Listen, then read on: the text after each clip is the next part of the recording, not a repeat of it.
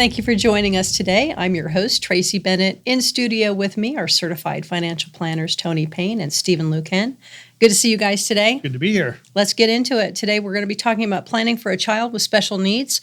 Lots of things to uncover. Want to make sure that your child is protected and taken care of, and a lot of little tips and tricks I think we can offer people. So I think the first thing I would ask you as a financial planner, when you've got somebody that's coming in that wants to, sort of set things up properly, what is the first thing that people should think about?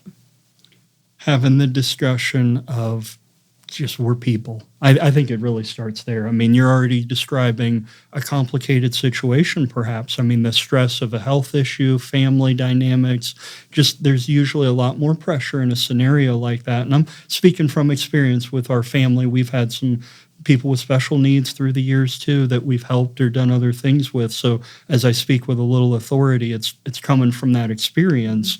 But working with someone else, someone brand new to us, you really have to sit and be that person and communicate and, what's going on? How are we here? What are goals? What are you after? What's available?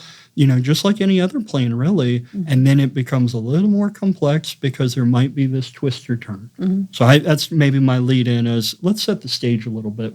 When you say special needs, what may that mean? Mm-hmm. And then we can go from there on, well, what's the path look like? Mm-hmm. So traditional inheritance strategies can sort of, I think, unintentionally disqualify government benefits at times. Is that something that is on the radar immediately, or do you just kind of start with the financial planning part of it? Great question. I think it depends on the phase they're in. I mean, what you're hitting on is real. Mm-hmm. Depending upon the assets, the liquidity, there may not be as entitlement to, we'll say, aid. And there's various types of that. We'll go into that a little later. But really the idea of if you have enough that you're not worried about qualifying for aid, maybe that's a whole separate discussion. And if you're someone who's on that borderline of, we're doing okay, we're doing all right, but there's a lot here. There's a lot of special needs expenses that are coming along with this. We need every extra dollar we can qualify for. Then definitely a non-traditional inheritance strategy and ownership and working with a special needs attorney is probably most important. Okay. Yeah, that's what I was going to say. The first one will be you need a really good special needs attorney. You're on it. For your situation, right? Some of it is there are not a lot of assets to deal with. We need special needs attorney. How do we set this up for assistance versus someone with high net worth? Might be about protecting assets so the special needs child is taken care of for their lifetime. Mm-hmm. So, and everything in between is very complicated. And we're not attorneys, but right. I would assume trusts are a big one here. Oh, sure, yeah. That the attorney will help structure it. The financial planner will help implement it, and making sure that it stays on course. And depending upon the state you're in, sometimes there's easier, simpler ways even than, of course, having that initial consult with an attorney makes sense. Get information, get as much as you can. And then once you've been given a strategy or a proposal, there might be other ways. Like in Ohio, there's what they call a 529 ABLE account. And that's similar. You've probably heard of a 529 for college, but an ABLE account is designed for those with special needs who might be receiving benefits, and that the funds in that account don't offset their benefit. So I won't go too far in the weeds there, but depending upon your state, there may be a similar program that before I jump into paying attorneys and special needs trust and tax returns and changing ownership, maybe there's another simpler bucket. So I'd ask your attorney or consult on that too. Yeah. That's good to know. Preparing a letter of intent to guide caregivers on the child's preferences and needs. I'm kind of talking about estate planning, I would assume, right? Everything, yes. But again, your situation, are there siblings? Are they going to be the caretaker? Who's going to be the guardian, a trustee? There's so many responsibilities that are out there, but what is your situation? Mm-hmm. Do you have someone in the same age as the special needs person, their sibling maybe? Mm-hmm. That'll be the caretaker kind of situation. So there's a lot of setting up and structuring this as you go through life, right? This one, Tracy, too, I can't help but smile a little bit, maybe be a little emotional, because as much as we're financial planners and it's about the financial side, if you're that parent in that scenario and you know what, this is the dietary, this is the food they like, this is the kind of sensitivities they have, making that letter may be more valuable than the money, because the idea of what are we doing it for? The goal. I want them to have a happy life. I want them to be fulfilled, whatever that may mean. There's different levels of that. So to execute that letter of, what are some preferences? What are things beyond just is the money there? It's part of this. And if Yeah, the I money's love important- that. And I haven't heard of anybody doing that before, but I love that. I think that's very intentional and allows for a very ease of transfer of care from parent to next generation. I want to talk a little bit about life insurance, and we have podcasts about this subject, but specific to this, is there, first of all, can life insurance be used to care for a special needs child? Sure. And yeah. How does that work? Again, that's where an attorney would come into play, because to Tony's point about the 529 ABLE accounts, it did not restrict them from benefits. So really the big picture is the special needs person going to be on with receiving benefits or not? Or are they going to be 100% independent? I've seen both situations. When you're 100% independent, you just need a good trustee, a good attorney to make sure that's taken care of, versus structuring it where they will receive government assistance because they qualify for it, and then you don't want to disqualify them by receiving wealth. And that's where an attorney would help structure that. Okay. Right?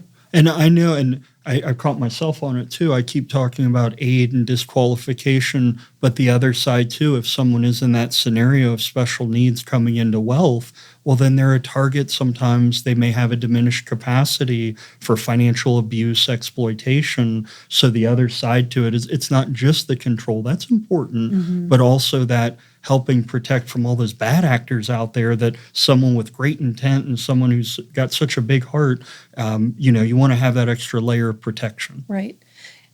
If you have a life insurance policy in place, and does that just transfer upon death? Does that just transfer over through the trustee to the person? Well, however it's structured. So you Yes. you decide that too. Yeah, that's where while you're alive, you have control on how this will play out. And again, that's where a good attorney, a good financial planner an accountant will harmonize this and say, okay, based on what you're telling us, this is how it will be structured.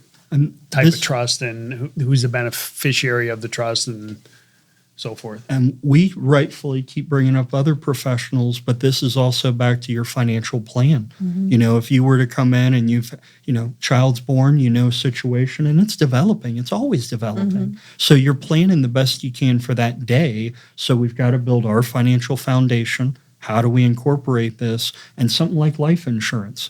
There may be typically a temporary need. We want to take care of things for 20 or 30 years.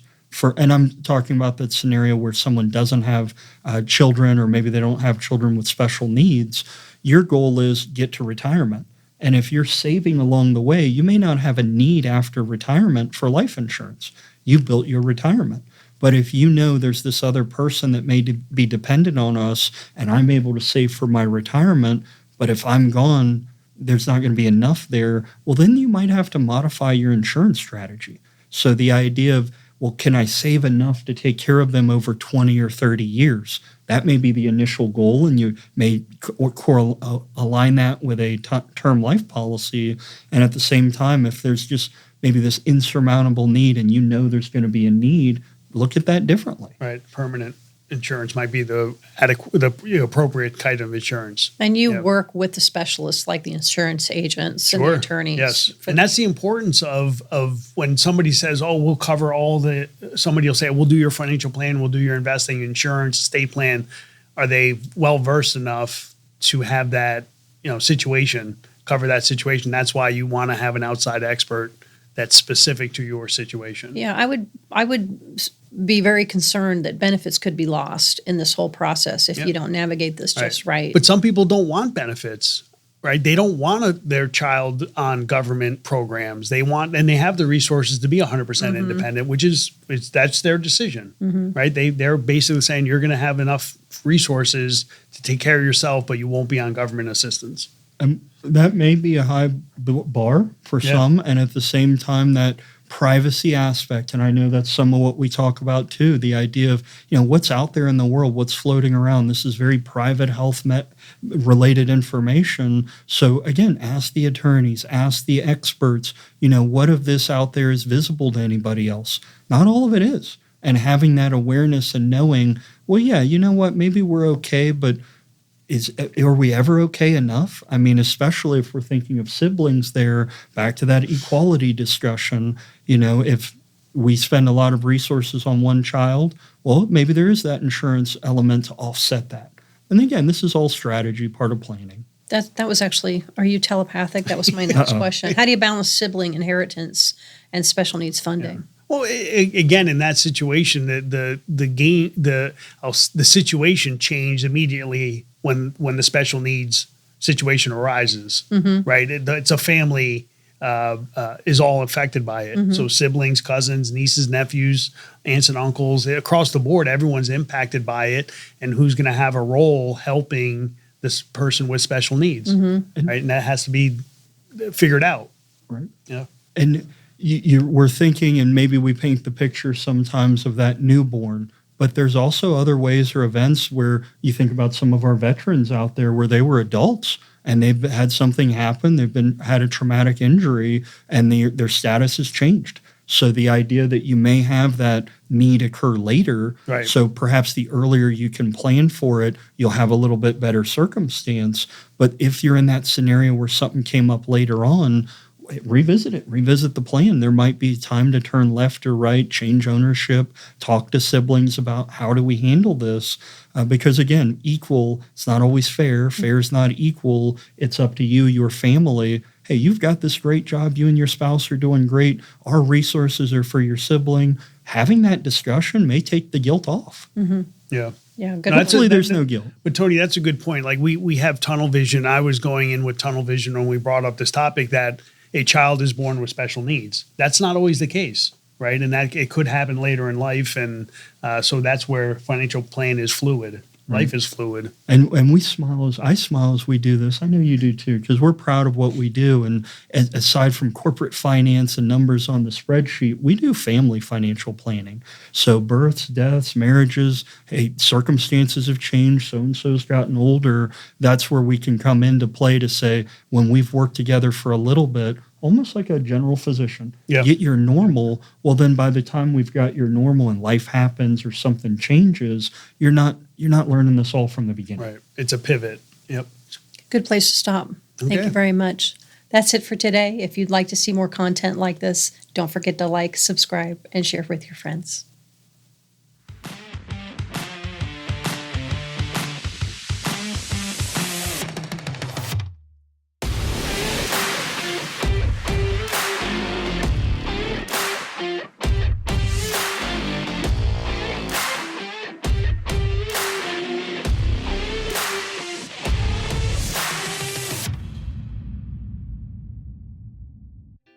Boxland Media. Think big.